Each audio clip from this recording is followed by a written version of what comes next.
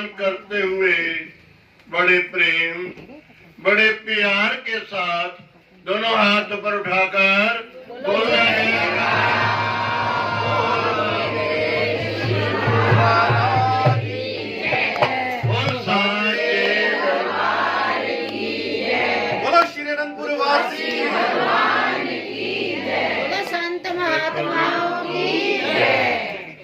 देखो गुरुमुखो,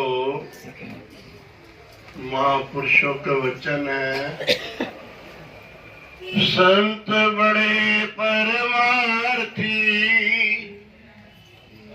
सुंदर इनके अंग, तपश बुझावन और इनकी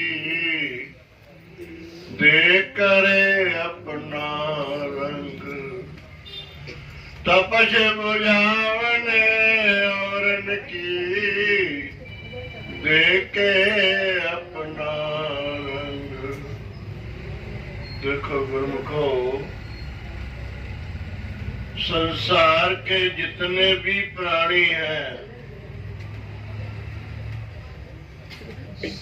चाहे कोई छोटा है चाहे कोई बड़ा है,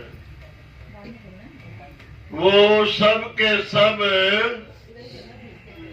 स्वार्थी है, परमार्थी कोई भी नहीं है। परमार्थी केवल वक्त के महापुरुष है, जो संसार में आते हैं और जीवों का कल्याण करते हैं। कहते एक जगह दो चार संत इकट्ठे आए और उन्होंने सत्संग की वर्षा शुरू की। अब जब वो जाने लगे वहां से, तो उन्होंने क्या कहा सब संगत को कि भाई हम तुम्हारे पास आए हैं, इतना टाइम दिया है, आप हमारी एक बात मानो। सारी संगत ने कहा बताओ, मानेंगे। तो उन्होंने आकर के कहा कि सब एक एक बुराई याद छोड़ के जाओ। कोई भी आप अपने अंदर से किसी प्रकार की बुराई है, किसी को आदत है चुगली करने की, किसी को आदत है चोरी करने की, तो इसी प्रकार सबके अंदर में आदत है। किसी को सोने की आदत है, किसी को खाने पीने की आदत है, तो एक बुराई छोड़ जाओ। अब सबने अपनी अपनी एक बुराई उनको अर्पण कर दी। अब उस संगत में एक भगत नहीं आया, वो वहां का सेठ था।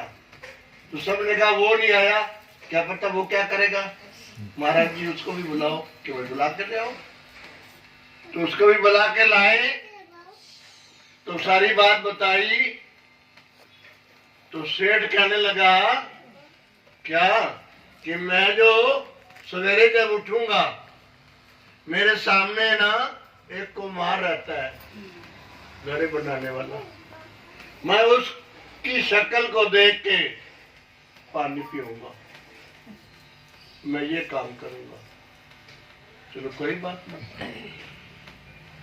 अब आकर के सबने अपनी अपनी बुराई छोड़ी, उसने ये पकड़ ली बात। सवेरे उठ करके उसने ये नियम बना लिया, जैसे वो उठता था, खिड़की खोली, दरवाजा खोला, तो कुमार का दर्शन करता था, कुमार की शक्ल देख ली, उसके बाद खाना पीना सब काम करता था। अब एक बार क्या हुआ, वो घर में नहीं था कुमार। सवेरे ये उठा, दाएं बाएं सारा देखा, कहीं नजर नहीं आया। तो ये घर से बाहर आया, उसके घर गया, घर वालों से पूछा भाई वो कहाँ है, कि उसने बोला, घर वालों ने, कि वो मिट्टी लेने गया वो पहाड़ी पे। अब उसकी शक्ल देखनी थी, उसके बाद इसने पानी पीना था। अब आकर के वो उसके पीछे वही पहाड़ी पे चला गया। दूर से देखा, उसको पीठ नजर आई। कहले ये तो पीठ नजर आई है, जब तक उसका चेहरा ना देखूं तो मैं कैसे पानी पीऊं। अब वो जो उठा तो उसने देख लिया, उसको शक्ल देखी, जैसे उसने इधर को मुंह किया तो शेर कहने लगा मैंने देख लिया। अब वो मिट्टी खोद रहा था, मिट्टी खोदते खोदते वहां पे ना एक घड़ा निकला, उसमें सोने की चर्बी थी। अब वो तो खड़ा हुआ दाएं बाएं देखने लगा कि कोई देख तो नहीं रहा। अब इसने कहा, सेठ ने, मैंने देख लिया। इसने तो इसलिए कहा कि मैंने तेरी शक्ल देख ली। अब वो कहने लगा रुको, नीचे आ गया। वो कहने लगे भाई अब तूने देख तो लिया है, तो मुझे घड़ा मिला है, उसमें सोने की छर्पी है, आधी तेरी आधी मेरी। कहने लगे क्या? कि हाँ। कहने लगे मैंने तो तेरी शक्ल को देखना था, मैंने इसलिए कहा कि मैंने देख लिया।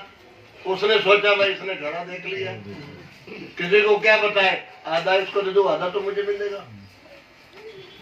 अब उस वक्त वो सेठ कहने लगा अगर मैं यही संकल्प करता कि प्रभु का दर्शन करना है तो आज मेरे को भगवान का दर्शन हो जाता, मैं सोने को क्या करूंगा। तो संकल्प में इतनी शक्ति है। जब ये आनंद धाम बसंत कुंज की धरती खरीदी थी 1997 में, तो 98 में श्री गुरुमें ने कृपा की। 97 में जब धरती खरीदी तो वहां पर दो प्रेमी स्त्री पुरुष दोनों आए, उन्होंने उस दिन ये संकल्प किया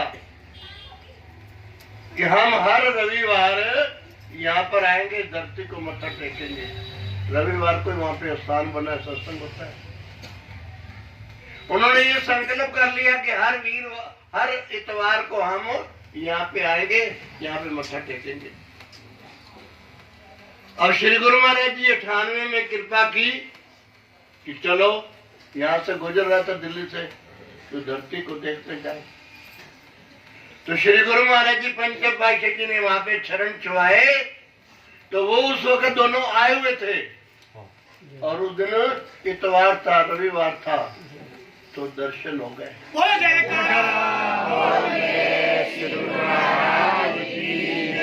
क्या पता उनकी संकल्प से श्री गुरु महाराज जी को कोई आने का विचार नहीं था, अचानक आए गुरु महाराज जी। संकल्प में कितनी शक्ति है। हम संकल्प करें, अच्छा करें, हम सोचे अच्छी सोचे। कहते एक सोच सुख रात है, एक सोच दुख रात, एक सोच बंधन कटे, एक सोच मुंह का फास। सोच तो दोनों है, एक जो है बंधन में डाल देती है, एक जो है बंधन से मुक्त कर देती है। बंधन से मुक्त कौन सी करेगी? मालिक के नाम की।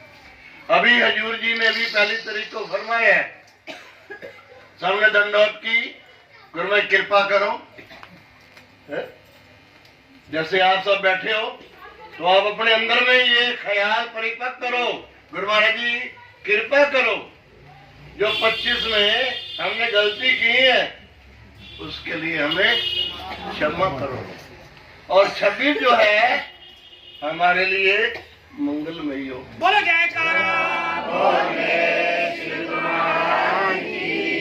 हजूर जी ने कहा कि आज ये संकल्प कर लो पक्का कि हम 2 घंटा भजन करेंगे तो तुम्हारी गलती माफ। गुरुमुख को एक बार परमहंस महाराज जी भी बैठे थे, बड़े बड़े महात्मा बैठे थे, तो सवेरे 1 तारीख थी,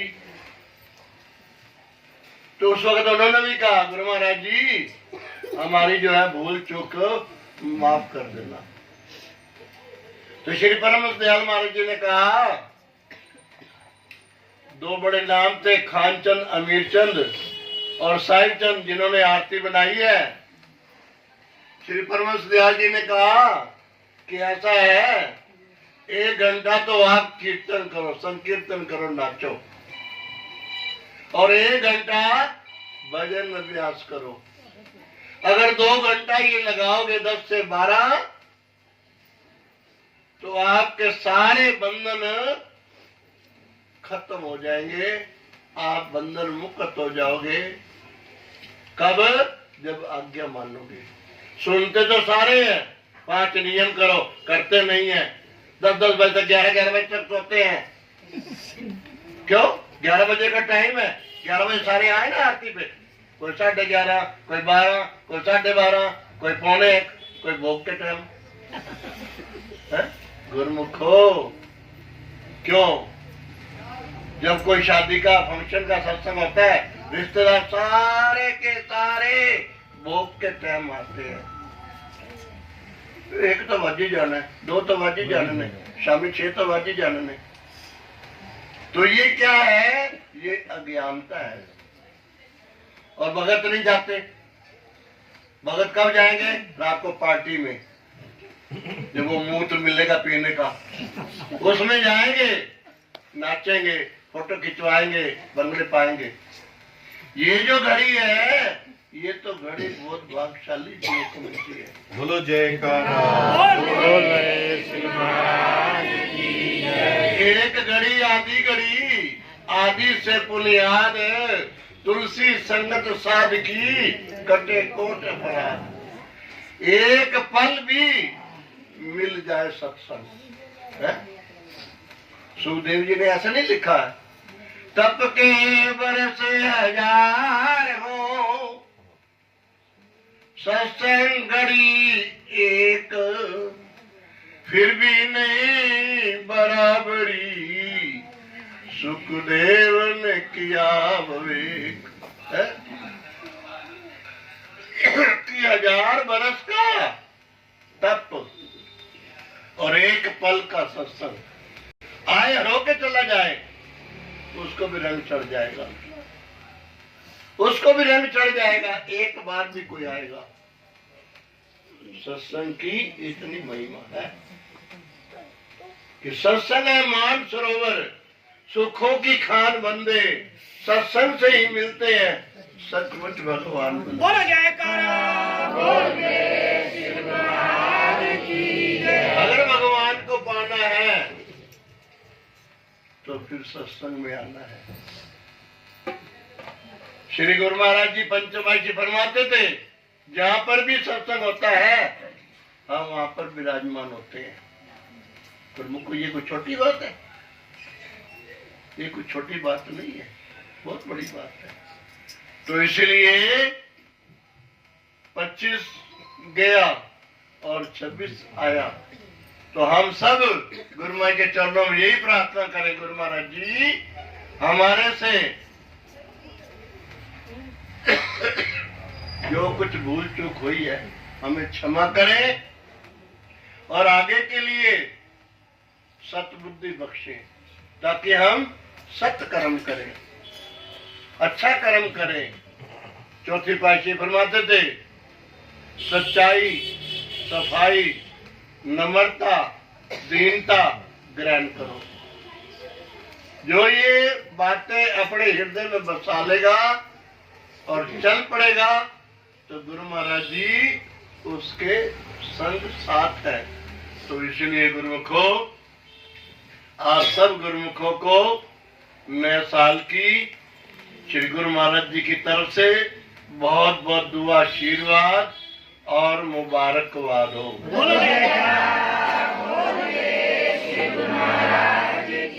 आपके सबके घरों में गुरु महाराज जी खुशियां बख्शे, दिन दोगुना हो, रात चौगुनी हो। हमारी ये गुरु महाराज जी के चरणों में कामना है यही कि गुरु महाराज जी अपने गुरुमुख के ऊपर अपनी दुआ आशीर्वाद बनाए रखना और अपने चरणों के साथ लगाए रखना। ये गुरु माई की कृपा है, उन्हीं की कृपा से हम आते हैं, उन्हीं की कृपा से ये सारे कार्य हो रहे हैं। तो इसलिए गुरुमुख गुरु महाराज जी को मुख रख करके 5 नियम निभाए, भजन अभ्यास करे, इसी में कल्याण है और इसी में गुरु महाराज जी की प्रसन्नता है। बोल जयकारा बोल श्री महाराज की जय। 18 तारीख को डोली के घर 11 से 1 सब गुरुमुख वहां पर पहुंचेंगे। 11 से 18 तारीख।